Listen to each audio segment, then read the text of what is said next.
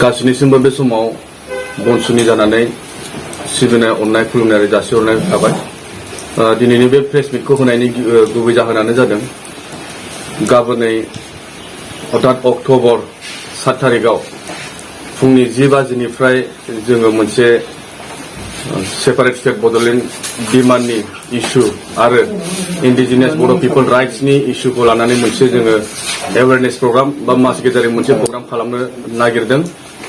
बे प्रग्रामाव जोङो सेन्ट्रेल बनसु आरो उदालगुरि डिस्ट्रिक्ट बनसुनि जानानै गासै रायजो राजा आइ आफा बिदा फंबायमोनखौ लोब लोब फैनानै जोंनि सेपारेट स्टेट बड'लेण्ड डिमान्डखौ नि प्रग्रामखौ जाफुंसार होफैनो थाखाय जों खावलायदों। बेनिखायनो जों आसा फारियो जिथु बड'लेण्डआ मोनसे बर'नि थैजों सोमोन्दो थानाय बा रोजा रोजा सुबुंनि जिउजों मोनसे सोमोन्दो थानाय मोनसे मुभमेन्ट, जाय मुभमेन्टखौ जाय सिमांखौ जोंनि बड'फा उपेन्द्रनाथ ब्रह्म बिथाङा जोंनो बर' हारिनो फोरोंनानै गालांबाय आरो बिथांनि बे सिमांखौ जाफुंहोनो थाखाय दिनै बनसुआ गोदानै मोनसे मुभमेन्ट लाफिनदों।